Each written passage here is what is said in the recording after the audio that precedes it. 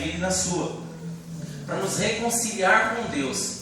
E depois que Deus nos comprou, como a gente viu no vídeo, nós que não nos valemos nada, Deus nos comprou, nos fez valer muito para Ele. E dentro disso, na Bíblia, sobre a reconciliação, sobre a obra dele na cruz por mim e por você, eu encontrei várias palavras que mostram esse amor. Eu encontrei várias palavras na Bíblia que mostram a obra de Jesus em mim e que mostram a obra de Jesus em você. E eu vou compartilhar 7 delas. A primeira palavra na Bíblia que mostra o que Jesus fez na cruz e que nós precisamos entender e viver isso é a justificação. Então você que está anotando para compartilhar na célula, você coloca aí número 1, justificação.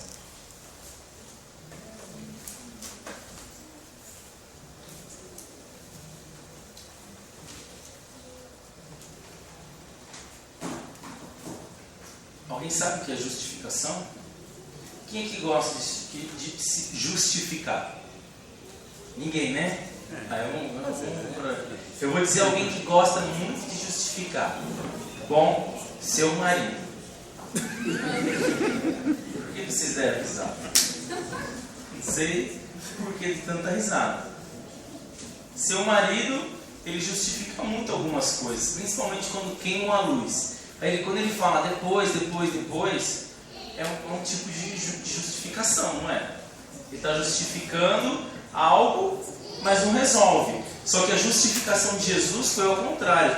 O que ele justificou na cruz resolveu o meu e o seu problema. Consegue entender?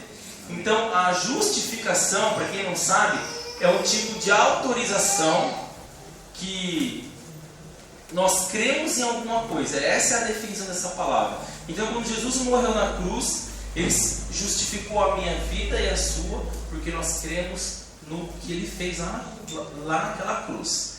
Então quando nós acreditamos realmente nisso, e quando você professa a fé, a sua justificação é que você agora é um cristão. E será que a gente tem justificado isso? Ou quando as pessoas perguntam se nós somos da igreja, nós damos qualquer outra desculpa? Ou até mesmo nos justificamos como não cristão? Porque quando você se justifica a sua fé, você está justificando que Jesus morreu por você e que Ele ressuscitou ao terceiro dia. Então essas 7 palavras que eu vou falar, ela se baseia nisso. Que você crê que Jesus um dia morreu na cruz por você e que Ele ressuscitou ao terceiro dia. Ok? Amém. Então são 7 palavras que nós vamos estar aqui conversando. Depois que eu terminar as 7 palavras, aí eu falo que Deus mandou eu falar, tá bom? Amém. Ok? Então todo mundo entendeu sobre a justificação. Então a justificação, ela também ela faz parte do meu e do seu conhecimento. Porque quando nós conhecemos algo, nós justificamos esse algo. Certo? E através de Jesus, nós somos justificados do pecado. Por que você ia para o inferno? Porque você tinha pecado. Então quando Jesus morreu na cruz, a morte dele na cruz justifica, quando você aceita Ele, que você é perdoado, que você não pode mais entrar no inferno. Olha que legal. Já pensou no dia que você morre, aí você está morto, morreu, aí Jesus volta. Aí está aquela fila de gente. Aí está lá os anjos, eu não sei como vai ser, eu imagino que seja assim ou não. Está lá os anjos e aí seu nome, aí você fala João, aí ele olha na lista, aceitou Jesus. Sua entrada é ali, o céu. Aí você fala seu nome Maria. Você não aceitou Jesus, então inferno. Igual em desenho, quem já viu esse desenho? Já, né? Eu imagino que vai ser algo parecido. Só que olha, quando ele olhar o seu nome, ele vê que você é justificado pela obra da cruz, você entra no céu. Até mesmo o diabo, se ele tentar te acusar de alguma coisa, que muitas vezes nos nossos dias a dia, às vezes você levanta já sentindo uma acusação. Nossa, o que está acontecendo? Eu troquei a lâmpada, hoje eu não entreguei um relatório no meu trabalho. Você já acorda sendo acusado por coisas que você não fez, ou porque deixou de fazer, e muitas vezes isso atrapalha o seu dia. Nós precisamos nesse momento lembrar que nós somos justificados pelo Cordeiro. Amém? Amém. Então agora você anota a referência bíblica, tá bom? Para você não achar que eu estou inventando. Romanos capítulo 5, verso 1 e 2 Coríntios capítulo 5, verso 21, que diz assim: tendo sido, pois, justificados pela fé, temos paz com Deus, por nosso Senhor Jesus Cristo. Romanos capítulo 5, verso 1.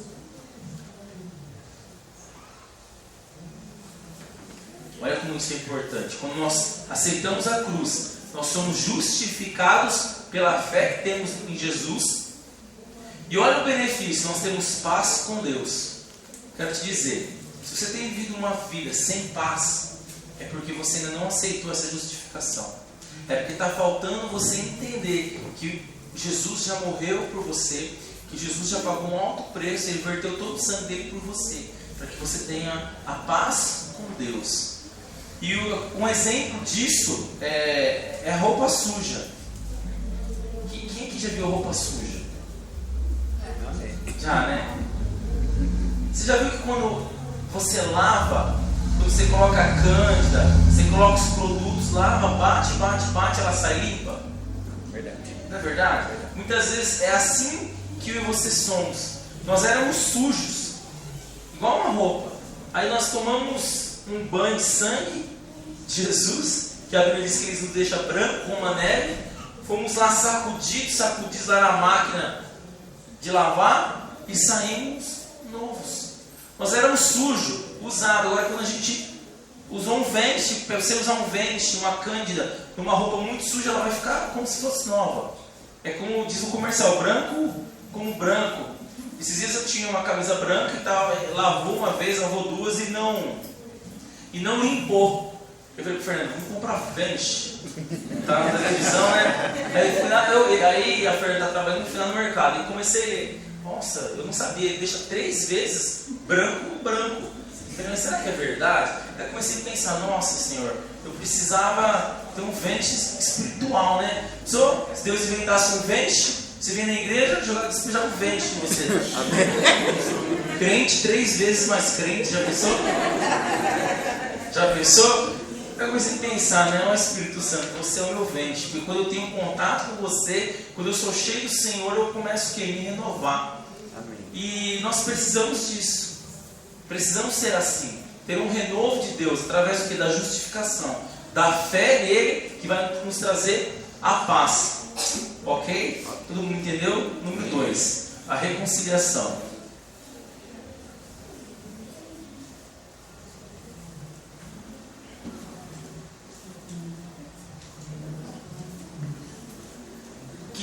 Essa palavra nos mostra que a reconciliação, ela significa a reacomodação entre pessoas desavindas. Promover a reconciliação de 2 amigos, ato pelo qual é recebido na igreja um elemento afastado da comunhão.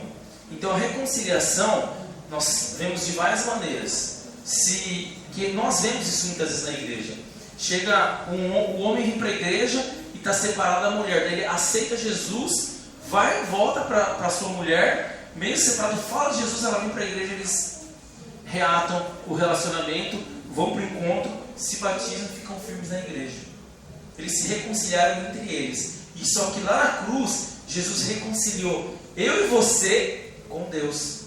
Imagina você sem Deus, você já não é nada. Entendeu? Com Deus você é muito.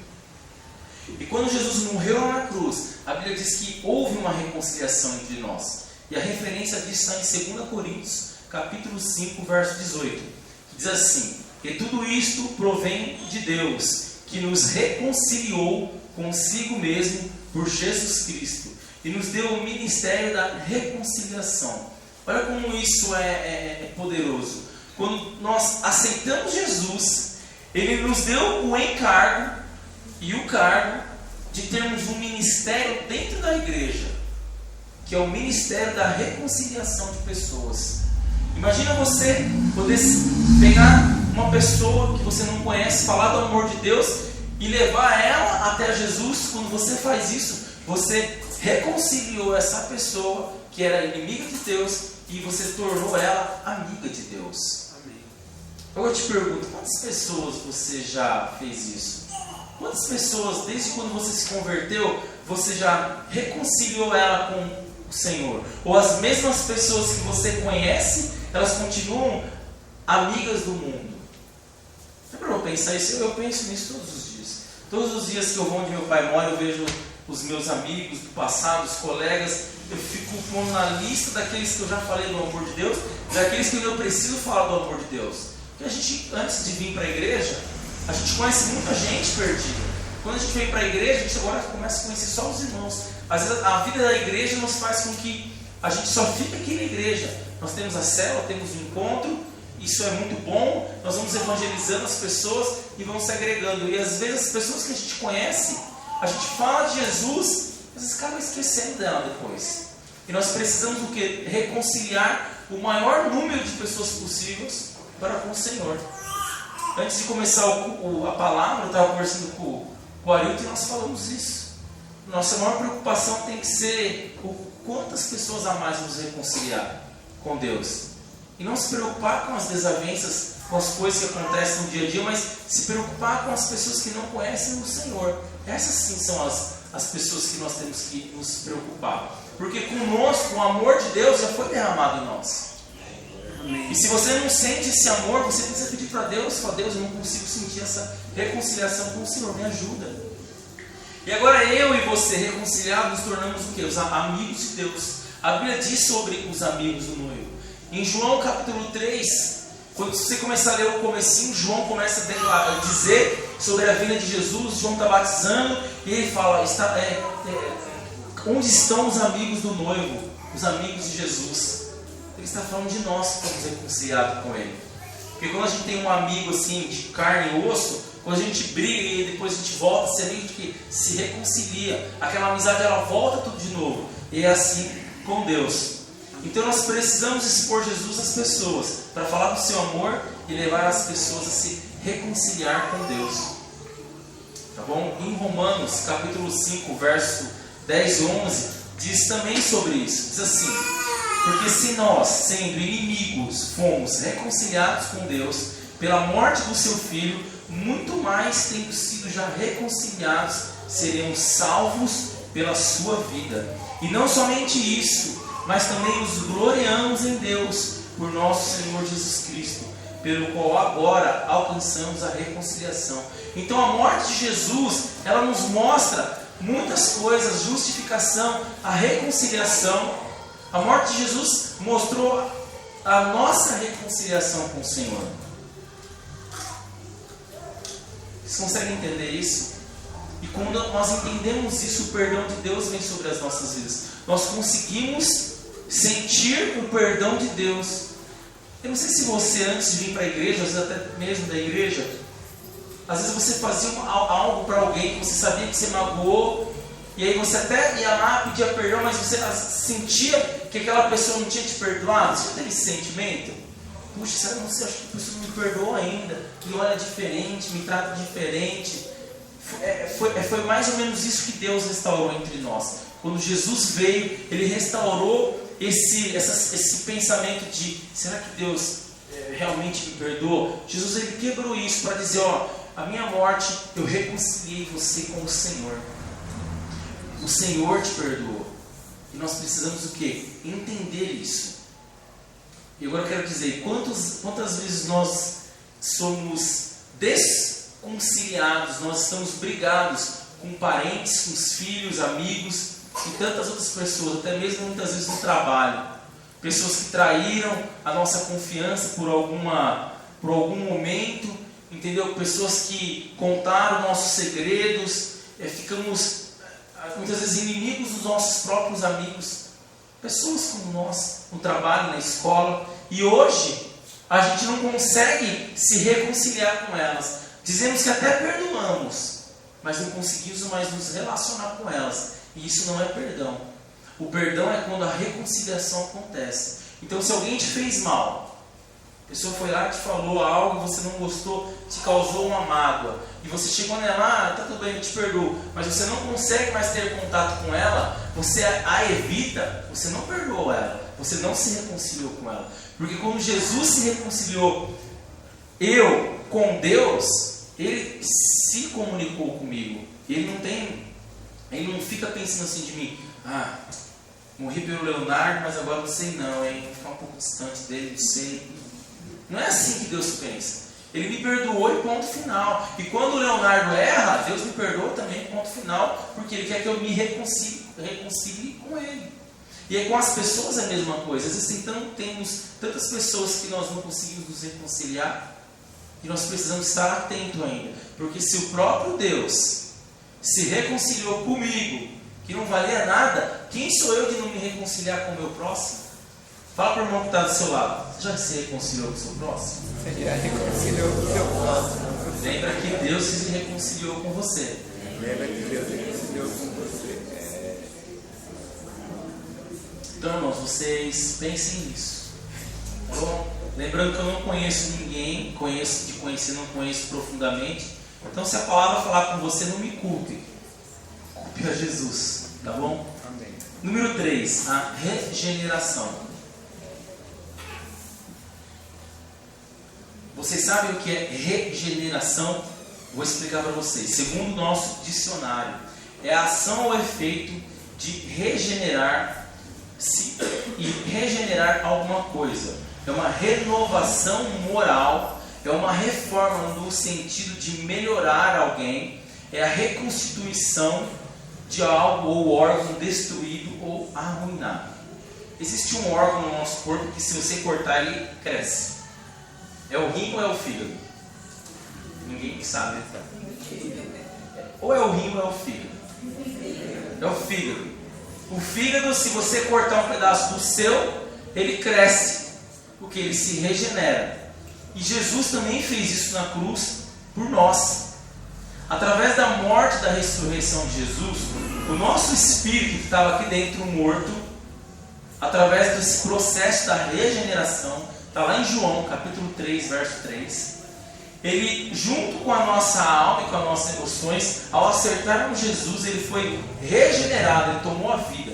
Aquilo que estava morto, ele reviveu. Diz assim a palavra: Jesus respondeu e disse: na verdade te digo que aquele que não nasceu de novo não pode ver o reino de Deus. Quando você nasce de novo, ele fala sobre a regeneração. Ele fala sobre o batismo. Então, se ainda não é batizado nas águas, você se informe com o seu discipulador para você fazer o seu curso para você se batizar. Porque senão você vai ter o seu espírito lá dentro, morto. Por quê? Você precisa ter uma regeneração. Ao acertar Jesus, o seu espírito reviveu. Agora, para você completar essa regeneração, você precisa se batizar para nascer de novo. Ok? Então, procure seu líder, seu discipulador, e faça o curso de batismo. E a regeneração é como acontece com a borboleta. Olha para a pessoa que está à sua lado e fala assim para ela: você parece uma borboleta. Eu confesso que eu vejo umas borboletas muito bonitas. Amém. E outras borboletas um pouco menos bonitas. Vamos dizer assim, um pouco menos bonita, certo? A borboleta, ela sofre uma regeneração. Antes de ser borboleta, você já viu o que a borboleta era? É uma lagarta, é feia. Quem já viu uma lagarta? Amém. É bonito ou é feio? É feio, um monte de pé, nojenta, gosmenta, não para de comer, é assim feio. Mas a pessoa que está do seu lado fala assim: você já foi uma lagarta. Tem uns que ainda são, hein?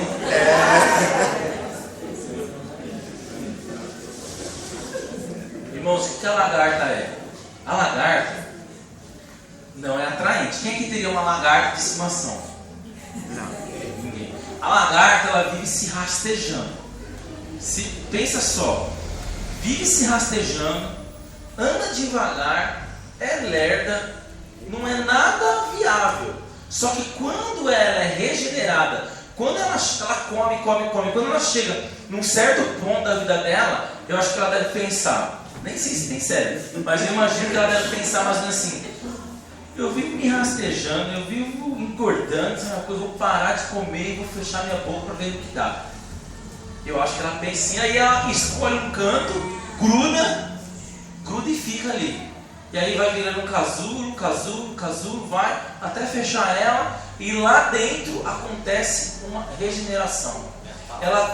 Acontece uma regeneração que é uma metáfora. Ela deixa de ser aquele negócio feio, nojento, gordinho, cheio de pata, gosmento, e nasce uma borboleta. A borboleta, ela não é bonita? É bonito. Tudo bem, umas mais e umas menos. Mas no geral as borboletas são bonitas. Quem é que acha bonitinho ver uma borboleta? Todo mundo, né? Uma borboleta. E é assim que tem que ser comigo e com você. A gente tem que parar de ser lagarto dentro da igreja. E muitas vezes a gente está aqui na igreja, mas todo mundo lagartonas, tudo rastejando, só vive rastejando. Como é que você está? Estou bem, mal. Vive rastejando e não consegue ver que a obra da cruz, ela veio para te regenerar, para que você pare com o que você está fazendo de errado. Que a lagarta, sabe por que ela para de comer? Porque ela entende o pecado da gula. Amém. Sério, irmãos? Ela entende o pecado da gula. Ela fala, nossa, estou pecando, não vou para o céu. Aí ela para, aí ela se regenera. Então, às vezes, é algum pecado da sua vida que não está deixando você sofrer essa regeneração. Consegue entender? Então, olha para o seu irmão e fala assim, deixa de ser lagarta. Fala agora, em nome de Jesus. Né? Entendeu como isso acontece? E a Bíblia diz em 2 Coríntios capítulo 5, verso 17, diz assim, assim que, se alguém está em Cristo, nova criatura é. E as coisas velhas já passaram, e eis que tudo se fez novo. Foi isso que aconteceu com a lagarta. E é isso que precisa acontecer com nós, dentro da igreja. Com eu e com você. Nós somos crentes, cheios do Espírito Santo. Somos uma bênção. Mas muitas vezes somos um crente lagarto. Será? A Bíblia diz que a igreja de Coríntios era a igreja que mais fluía nos dons, mas era a igreja que tinha mais pecador, que o povo fazia tudo errado. Só estou comparando a gente com uma lagarta? Tá bom, né? Então, será que as minhas e as suas atitudes mostram que nós tivemos um novo nascimento? Será que onde você trabalha as pessoas viram que você era uma lagartona e agora elas veem você como uma borboleta? Ou elas no seu trabalho, na sua escola, enfim, onde você vive, ela continua te vendo como uma lagarta? Já parou para pensar nisso? Eu penso que nós sempre temos que ser borboletas, porque nós não sabemos quem vamos encontrar na igreja amanhã. Já parou para pensar assim, de estar no seu trabalho, e você está lá dando uma de lagartão, sendo chato, grosso, não dando um bom testemunho, e de repente você vai lá para a conferência, quem comprou você? Aí você está lá na conferência, de repente você olha do outro lado do estádio, está o cara lá na sua firma. Já imaginou? Aí a hora que ele te olha e fala, nossa, mas você é crente? Você trabalha no lagartão? Já imaginou? Como por isso nós temos a dar bom testemunho? Eu no começo do ano estava fazendo serviço numa empresa, e na minha equipe tinha, se eu não me engano, umas 20 mulheres e 2 homens. Imagina como o meu testemunho tinha que ser de cristão. E graças a Deus sempre foi de cristão. E a Fernanda sabia que na minha equipe só tinha mulher, a minha chefe só era mulher. E eu tinha que dar bom testemunho. E eu dava bom testemunho. Algumas delas viam algo diferente de mim, até falavam, nossa, você tem uma coisa diferente. Você é da igreja, você é da igreja e tal. E no dia do encerramento da campanha, eu estava lá adorando lá, Senhor, que o teu reino venha, não sei o que lá. E aí o pastor me falou, vai lá, sai para orar. Quando eu abri o olho, eu vi uma pessoa da minha equipe. Aí eu olhei, ela não me viu, mas eu vi ela. Eu pensei comigo, que bom que eu sou uma borboleta. Que bom que eu nasci de novo, que eu dou um bom testemunho. Você já imaginou se eu não desse um bom testemunho? Ela ia olhar lá de cima, já ia apontar para meio mundo. E ela estava na célula, na rede do discipulador que eu gerei, que é o Marco Antônio. Olha que vexame eu ia passar, que ela ia contar para o Marco, que ia contar para todo mundo. Olha como ia ficar feio para mim se eu tivesse sido lagarto. Já imaginou? Então, aí quando a Fernanda chegou, eu falei, nossa, Fernanda, você não sabe o que aconteceu. Sabe, então, nossa, que bom que eu dou um bom testemunho, porque eu sou crente, né? Porque já pensou o dia que eu não for? Eu morro de medo. de algum dia ter dado algum mau testemunho e na igreja dar de cara com alguém. Eu estar pregando e alguém lá no fundo, seu mentiroso, lembra aquele, já pensou? Mas, glória a Deus. Então, irmãos, nós precisamos ser mais borboletas do que lagarto, ok? E vou dar uma dica para vocês. Muitas vezes nós somos borboletas, aquelas borboletas as mais bonitas. Aqui na igreja, no trabalho, em todo lugar nós somos borboletaças. Só que somos lagartos com os nossos filhos.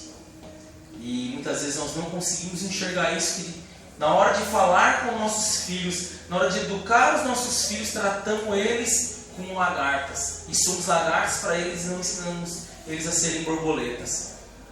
Sabe? Pense nisso se você tem filho. Pense nisso.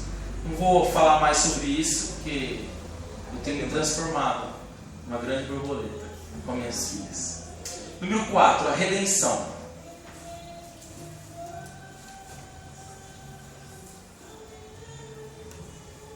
A redenção significa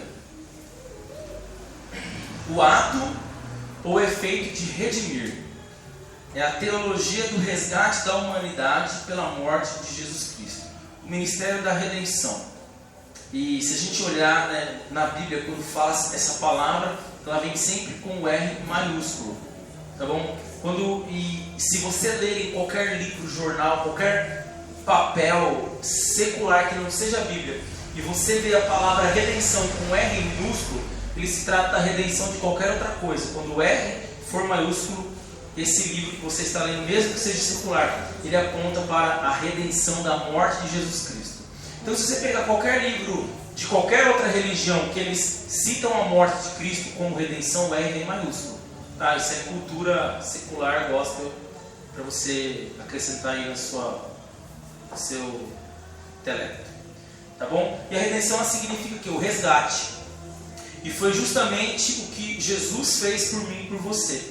Nós estávamos perdidos, desgarrados e sem direção. É assim que nós estávamos, perdidos aí no mundo, por mais que nós estávamos nos encontrando, por mais que nós estávamos achados na nossa casa, no nosso trabalho, estava tudo dando certo, estava tudo bem. Só que para Deus estávamos perdidos.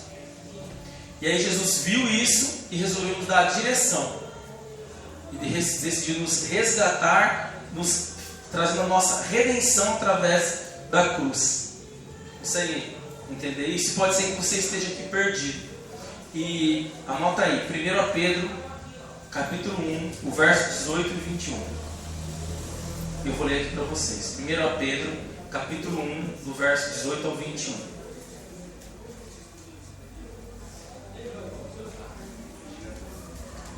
Essa parte da Bíblia é uma parte da Bíblia muito joia. É um dos versos da Bíblia que eu curto muito. Eu gosto demais. Fala sobre quem eu sou, quem eu vou ser. Diz assim: sabendo que não foi com coisas corruptíveis, como prata ou ouro, que fosse resgatado da vossa vã maneira de viver, que por tradição recebestes dos vossos pais, mas com o precioso sangue de Cristo, como de um cordeiro imaculado e incontaminado, o qual na verdade em outro tempo foi conhecido, ainda antes da fundação do mundo, mas manifesto nesses últimos tempos por amor de vós, e por ele credes em Deus, que o ressuscitou dentre os mortos, e lhe deu glória, para que a vossa fé e esperança estivesse em Deus. Olha como isso é profundo, como a Bíblia já disse que a gente não foi resgatado por qualquer coisa. A palavra redenção, que aconteceu na minha vida através da cruz, ela foi comprada com o precioso sangue de Jesus. Olha como isso é importante. Imagina você tem o seu filho, e seu filho é uma bênção, você ama ele demais. E aí você descobre que no seu vizinho, ele tem 2 filhos, e esses 2 filhos, seus vizinhos, estão muito doentes. E aí você descobre também que se o seu filho doar todo o sangue dele, aquelas 2 vidas vão ser salvas. Será que você faria isso? Não. Você deixaria os filhos do seu vizinho morrer. E foi isso que Deus fez. Ele fez ao contrário do que eu e do que você faria. Ele deu o seu filho, tirou todo o sangue dele, tirou toda a vida dele para que nós tivéssemos a vida. Olha como o plano da redenção é tremendo. E por esse ato hoje nós somos livres. Por esse ato hoje nós somos glorificados nele. E segundo a palavra de Deus, nós lá no céu nós vamos deixar de ser corruptíveis e vamos ser incorruptíveis. Vamos ser como ele. Imaginou? Nós vamos ser perfeitos, mas só no céu. E lá em 1 Coríntios capítulo 6, verso 20 diz assim: porque fostes comprados por bom preço, glorificai pois a Deus no vosso corpo e no vosso espírito, os quais se pertencem a Deus. Então quando Deus te comprou, Ele comprou você de verdade. Ele não te comprou de deu escolha. Ele te comprou para que, a partir daquele momento que você aceitou Jesus, a redenção entrou na sua vida, o seu corpo e o seu espírito pertencem a Deus. Amém. E isso é irrevogável. Por isso que a Bíblia diz que nós somos escravos dele. Escravo não questiona, escravo não tem salário, escravo não opina, escravo simplesmente obedece. Somos servos do Senhor. Então a redenção ela significa que Jesus foi lá no mercado de escravo e nos comprou. Quem já viu na televisão via, tinha os escravos que você eu dou tanto, eu pago tanto e tanto. Só que o preço que foi pago por nós foi muito alto. E quem é que, quando vai comprar alguma coisa, pechincha preço? Quem é que gosta de desconto? E tem gente que você não gosta, Thiago? Nossa, eu não posso. Quem é que tudo que compra pede um desconto? Tudo é tudo. Tudo que eu compro eu peço um desconto. Ainda mais se eu vou pagar à vista. Eu peço desconto. E no mercado eu só compro promoção.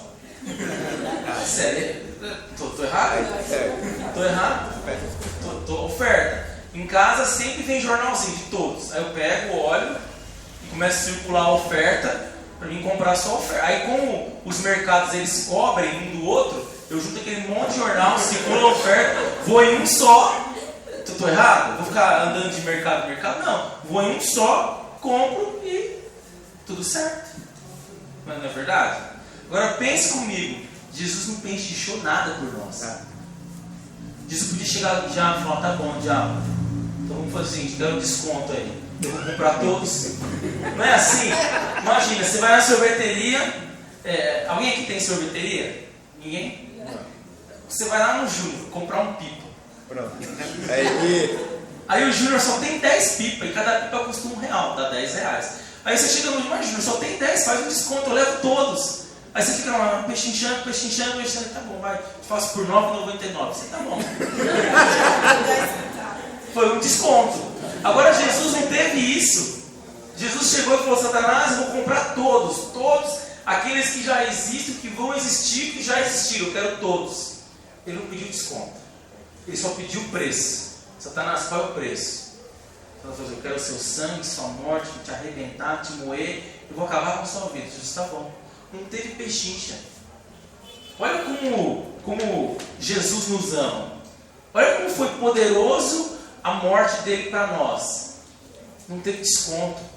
Jesus não teve um desconto e não foi. O sangue de Jesus não foi 99,9% de sangue, foi 100%. Então nós precisamos entender isso e a partir de hoje nos doar também 100% para o Senhor. E muitas vezes quando nós vamos nos doar para o Senhor, pedimos um desconto. Não é assim? Vou dar um exemplo de desconto. Amanhã começa a oração, 8 horas. Aí você já liga para o... Não vou porque vai ter um churrasco, um batizado do amigo do meu vizinho que é primo da minha mãe. Você está pedindo desconto para ele. Não é? Eu entendo isso como desconto. Ele paga o maior preço. Quem sabe onde ele mora? Eu sei onde ele mora. Eu sei. É um preço, é uma pressão. E não tem, com eles não tem desconto. Então vocês têm que aprender a honrar a liderança de vocês. Entendeu? E mesmo os que moram perto, porque o Anderson mora ali do lado, tem que honrar também. Entendeu? Então isso é um desconto. E a gente gosta de desconto para quem? Para a nossa liderança. Como gostamos de pedir desconto? Vamos pegar um desconto. Então, por favor, tome cuidado com os descontos que você pede, porque quando Jesus te comprou, não teve desconto, foi à vista. à vista e foi muito caro. Número 5.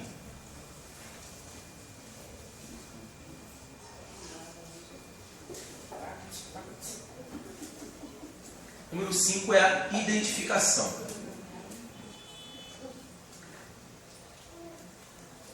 A identificação é a ação ou efeito de identificar. A identificação de um réu. A ação de considerar duas coisas como idênticas. A identificação do pensamento e do ser. Irmãos, quando Jesus morreu na cruz e nos comprou, a partir daquele momento que nós o aceitamos e entendemos, nós somos identificados com eles. Nós somos parecidos com Ele. E será que nós somos parecidos? Será que nós, aqui na terra, nós somos os representantes de Deus? Porque somos parecidos com Ele? Será que a nossa identidade, todo mundo aqui tem RG, né? Atrás não vem lá a filiação, pai e mãe? Será que o nosso RG espiritual está na filiação? Deus Todo-Poderoso, Criador do céu, da terra, do universo, tudo que há nele, Pai, Filho e Espírito Santo, tudo é para Ele, dele para Ele foram feitas todas as coisas. Será que seu RG está assim? Entendeu? Será que quando você está andando na rua, está no seu trabalho, quando o muquifo de Satanás se resolve lá fazer uma reunião para atacar um de nós, quando eles vão chegando perto, eles conseguem ver o RG? Eu imagino quando o diabo se reúne e fala, vamos atacar o irmão, aquele irmão lá. Aí quando eles estão chegando bem perto, tem um anjo, ele fala, anjo, deixa eu ver o RG dele. Aí o anjo mostra, não tem filiação, isso a gente pode agir. Ah não, tem filiação, então isso a gente não pode agir. Quantas histórias às vezes a gente ouve de pessoas que foram marcadas uma vez por Deus e tentam se desviar e não conseguem se desviar. Às vezes você até quer fazer alguma coisa errada e não consegue, porque você já tem uma identidade com Deus, você só precisa acreditar. E lá em Atos, capítulo 2, no verso 19 ao 20, diz assim: porque eu, pela lei, estou morto para a lei, para viver para Deus. Já estou crucificado com Cristo, e vivo, não mais eu, mas Cristo vive em mim. E a vida que agora vivo na carne, vivo-a na fé do Filho de Deus, o qual me amou e se entregou a si por mim. Olha, irmãos, como isso é poderoso. Deus, Ele morreu por mim. Ele está dizendo que a vida que eu tenho, ela não é mais minha, é dele. Eu gosto de perguntar, como anda o seu RG? Será que seu RG tem o nome do Senhor? Ou ainda não? Está em branco? Cuidado, viu? Porque se não tiver o nome do Senhor e também não tiver em branco, pode ter outro nome. Eu costumo dizer para Gabriela, quando ela mente, a Bíblia diz que o diabo é o pai da mentira. Então quando ela mente, eu falo, filha, você mentiu. Ela é, né, pai? Mentira. Segundo a Bíblia, você é filha de quem? Diabo. De quem? Do diabo. De quem que eu não estou ouvindo, filha? Do diabo. Você sabe que está na Bíblia. Você que me ensinou, você que me mostrou. Filha, não, só quero que você lembre, para que se algum dia você chegar diante de Deus, e Deus te perguntar, você vai falar que eu te ensinei, mas você decidiu ser diferente. Será que nós temos vivido a vida direito? E outra, será que também nós temos ensinado para as pessoas? Quando nós reconciliamos com elas, será que nós realmente falamos as verdades da palavra de Deus? E será que nós cumprimos? Será que Cristo vive em você? Hein? Se amanhã, no dia da oração, você der uma desculpa, que não tiver uma desculpa, já vou dizer que não é Jesus que vive, porque eu imagino que Jesus não perdia uma oração.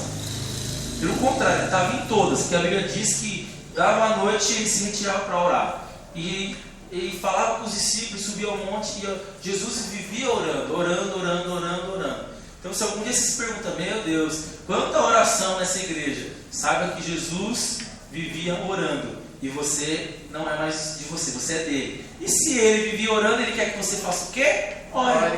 Legal, né? A Bíblia, ela nos mostra o que nós temos que fazer. Só que às vezes a gente é meio lagarto, né? Mas amém. Então, toda a campanha de oração você tem que vir. Ah, mas toda. Não tem toda a célula? Toda a célula. Todo culto. Tem que vir.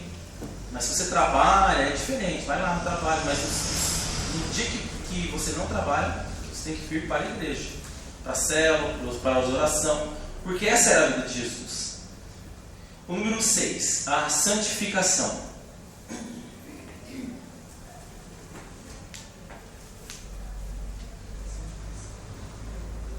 O que significa ser santo? Santo significa ser separado. Separado, isso é muito difícil. E é isso que significa ser santo. Então, quantos de nós realmente vivemos uma vida separada do pecado, daquilo que não é certo? Já parou para pensar? Que muitas vezes nós estamos na igreja, mas não somos santos porque não somos separados. E às vezes não só do pecado, mas de coisas erradas. Vou dar alguns exemplos. Na sua vida, você vive tranquilamente, trabalha, é casado ou não, você tem as suas coisas e no seu decorrer da sua vida, pode ser que existam áreas da sua vida que concorrem com Deus. Já parou para pensar? Que muitas vezes Deus tem um concorrente dentro de você mesmo? Às vezes, o que nós falamos, o que nós fazemos, o que nós lemos, o que nós assistimos, o que nós vemos na televisão, às vezes até a família tem concorrido com o Senhor. E quando isso acontece, quando você tem alguém que concorre com Deus na sua vida, você não está se separando disso, você deixa de ser santo. Quando você peca, você também deixa de ser santo. Em Hebreus capítulo 13, do verso 11 ao 12, diz assim: é por isso também Jesus, para santificar o povo pelo seu próprio sangue, padeceu fora da porta. Olha para você ver como Jesus, para que viéssemos santificar, teve que derramar o sangue. Então, na morte da cruz, mostra que nós temos que ser de Jesus, que temos que santificar, e agora que somos dele, temos a identidade dele, a partir de hoje temos que ser santo. Temos que nos afastar de tudo que afasta de Deus. Então vamos imaginar que você, eu não torço para nenhum time, não tenho nada contra nenhum time. Vamos imaginar que você é corintiano e você vive para o seu time. Você não vem no culto para assistir o jogo do Corinthians, é pecado? Não é pecado. Se for do Palmeiras, também é pecado. Qualquer time é pecado. Por quê? Está te separando de estar com Deus. Não, mas eu estou assistindo o jogo, mas estou ouvindo um louvor e eu estou em oração em línguas. Irmão, você já ouviu isso? Que não foi para o culto porque estava vendo um jogo de futebol, não me lembro do time, mas que estava com o louvor ligado e orando em línguas. Por favor. Mas, não, você acha que tem? Não dá. Você não cola essa. Entendeu? Não cola. Deus teve um concorrente, um time de futebol. Às vezes quem concorre sobre ter um cantor, gospel, que seja. Eu estava dando um curso de batismo agora lá no Zaira 4, e uma menina falou: olha, eu gosto muito de louvor, eu tenho pôster do cantor que eu gosto. É pecado? Eu falei: você tem um pôster, você tem a imagem de alguém que não é Deus. E você adora, você de certa forma venera aquilo. Pode ser um carro, pode ser um pôster, pode ser um computador, pode ser a televisão, um filme, novela, malhação, não sei o que você vê. Eu lembro um tempo da minha vida, faz muito tempo, tinha um programa na televisão que eu gostava muito. Eu gosto ainda, mas eu não assisto. Eu não assisto porque eu vi que aquilo lá, eu ficava ligadão, eu não perdia um capítulo do filme, porque eu gostava. Eu falei: peraí, está alguma coisa errada, eu estou gostando muito, eu estou lendo menos a Bíblia, vou ler mais a Bíblia e vou parar de assistir. E assisto agora bem de vez em quando, mas eu procuro não assistir. Por quê? Porque eu sentia que aquele programa concorria com Deus. Era um seriado de uma televisão americana. E comecei a analisar isso, comecei a ver que só passava coisa que não era de Deus. Que era um programa de investigação criminal que só tinha morte, abuso, estupro. Eu falei: nossa, eu gosto de um negócio desse, que bobeira. É o CSI. Eu não queria falar o nome, mas falou, né, de Deus, né?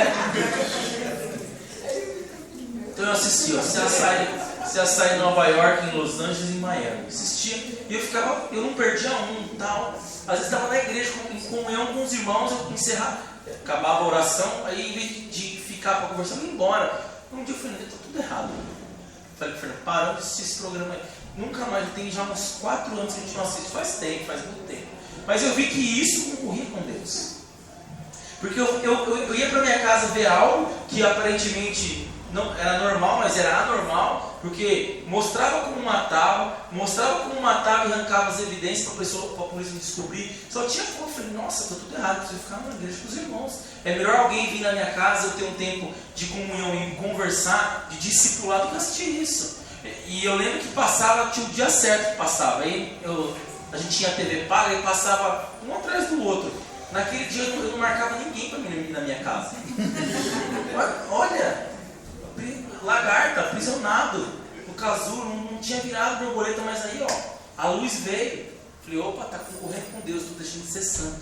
Está vendo como às vezes pequenas coisas do nosso dia a dia nos deixa longe de Deus, nos impede de ser santo? E teoricamente era o programa, não era pecado, não era eu que roubava, eu estava lá vendo. Eu falei, não, mas eu preciso mudar isso. Então você precisa analisar na sua vida o que é que tem te afastado de Deus. Pode ser que seja pecado, sim, mas pode ser coisas que não são pecado. Pode ser coisas que estão aí no dia a dia e você não percebe. Por quê? Há uma sutileza diabólica te enganando.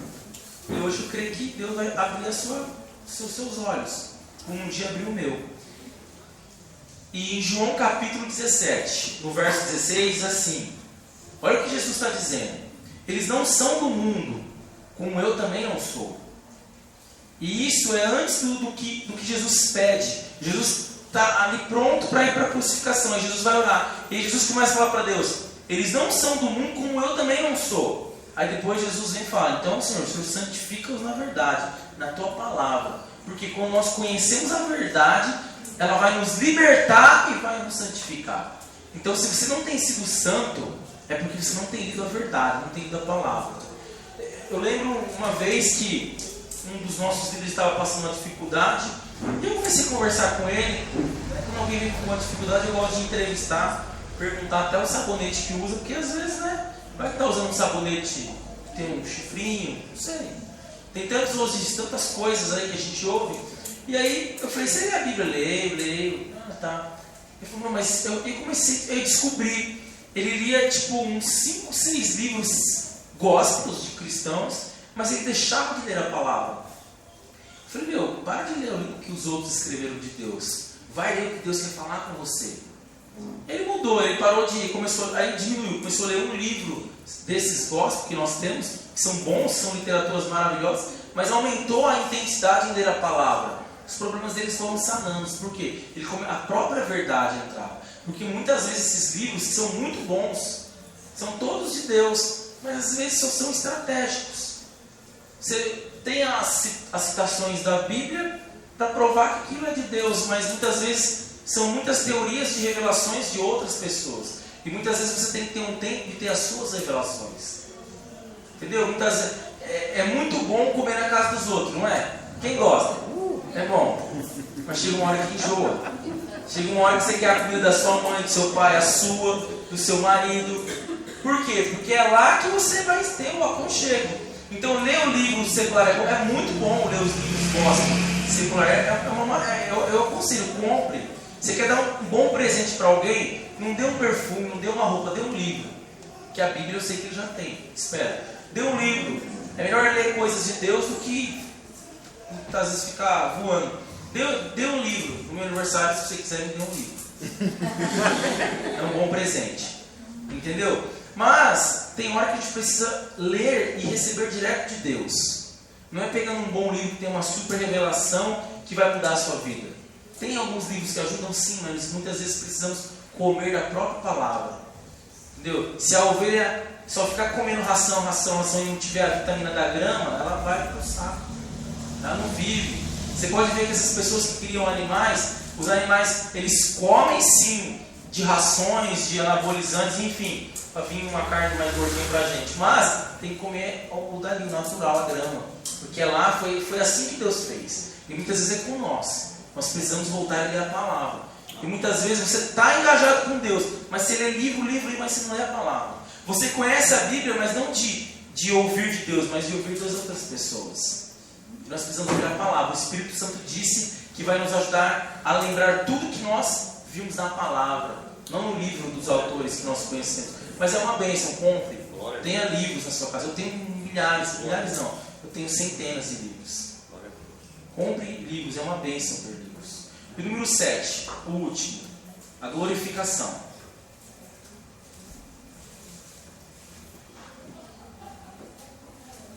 Romanos capítulo 8, verso 18.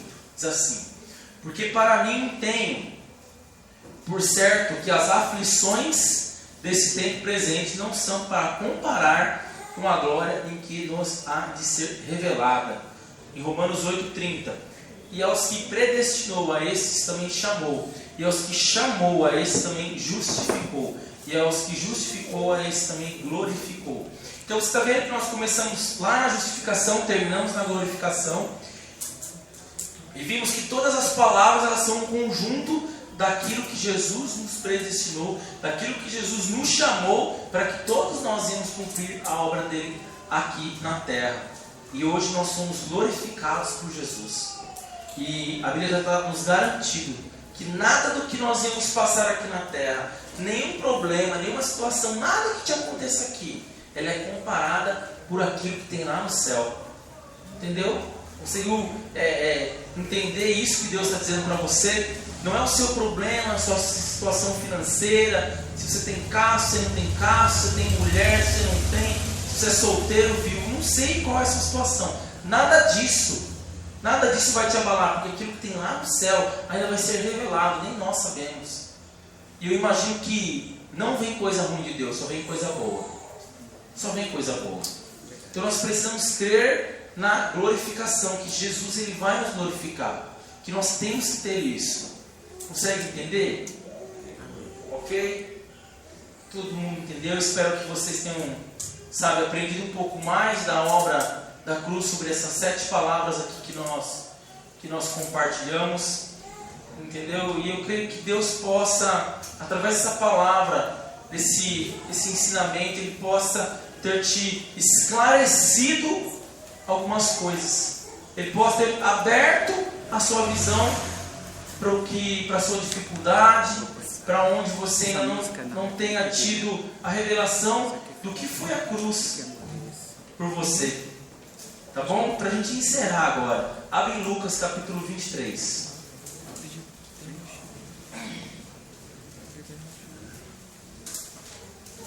Vou ler só mais 5 versículos com vocês e a gente vai encerrar. 5 ou 6. Lucas capítulo 23, o verso 55.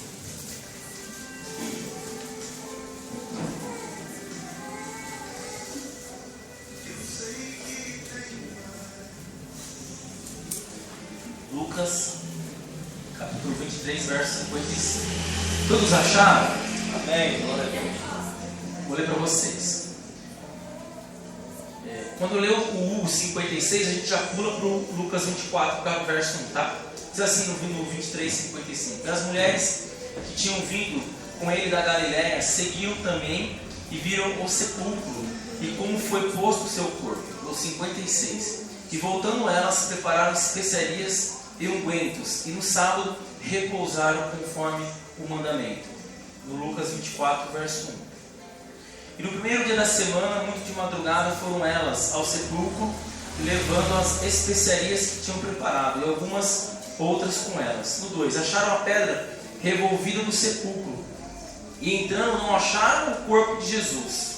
E aconteceu que, estando elas muito perplexas a esse respeito, eis que pararam junto delas 2 homens, com vestes resplandecentes. E estando elas muito atemorizadas, e abaixando o rosto para o chão, eles lhes disseram: por que buscai o vivente entre os mortos? Até aqui. Quero compartilhar algo com vocês. Tudo isso que eu falei sobre a redenção, sobre a justificação. Quando Lucas escreveu essa passagem, as mulheres elas tinham se preparado. Elas tinham se preparado com a melhor roupa, com o melhor perfume, com o melhor unguento, com a melhor toalha, para ir buscar Jesus, o corpo de Jesus. Jesus estava lá no sepulcro, lá onde ficavam os mortos. E elas foram lá buscar Jesus que estava morto. Começa a pensar comigo. Elas foram, imagina você indo lá no sepulcro buscar Jesus. Imagina você com os vidros de óleo, os ungüentos, as especiarias, você com a sua melhor roupa, e aí você vai lá no sepulcro buscar Jesus. Quando você chega lá, ele não está lá. Aí o anjo chega para você, ó, sabe por que ele não está aqui? Porque ele vive. Porque ele vive. Glória a Deus. E por que você está aqui nesse lugar de morte? Eu quero dizer para vocês que muitas vezes, irmãos, nós andamos em lugares de morte buscando Jesus. Vamos pensar? Que muitas vezes a gente se arruma, a gente pensa, planeja, vai buscar Jesus, muitas vezes em algum passeio, buscar Jesus em alguma atividade secular, e quando a gente chega lá, o nosso coração não é aliviado, o nosso coração ainda continua desejando algo mais, porque nós estamos indo buscar Jesus onde não tem vida. Já parou para pensar que você tem andado em lugares sem vida, querendo achar Jesus? Vamos orar. Feche seus olhos.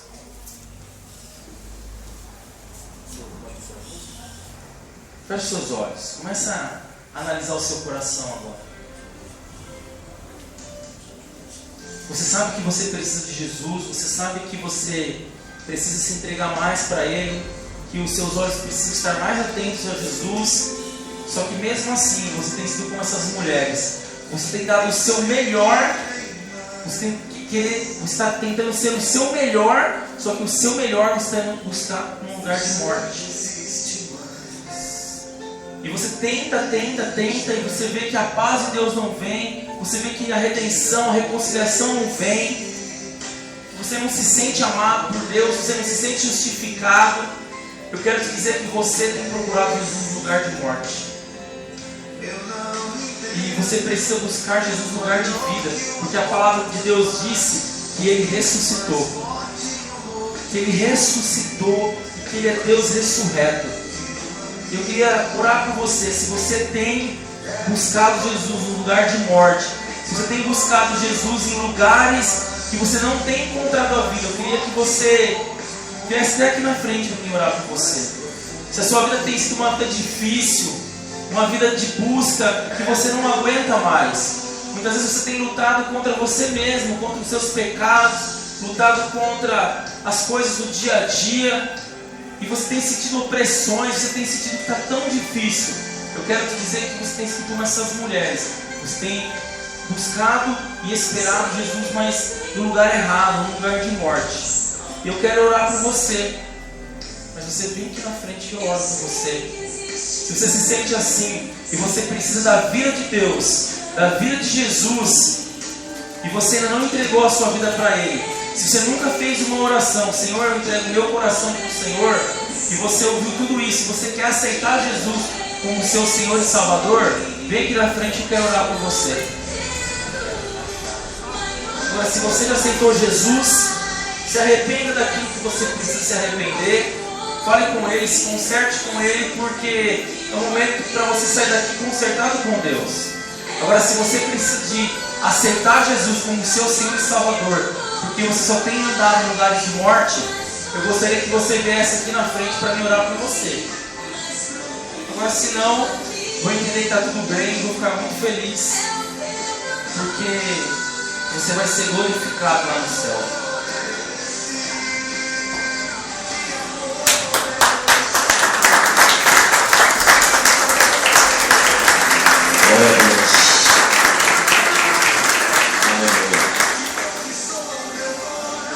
Deus falou com você? Falou comigo. Amém.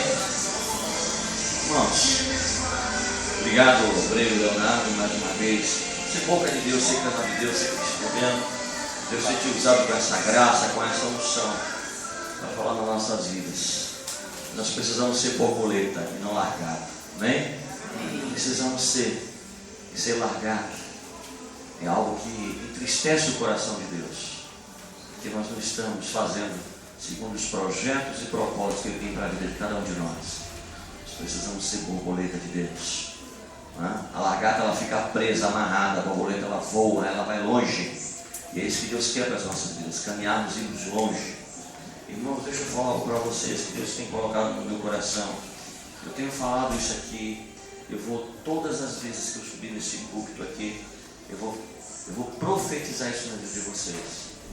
Irmãos, Deus nos colocou nesse lugar porque Ele tem algo muito especial na sua vida, nas nossas vidas. Amém? Amém.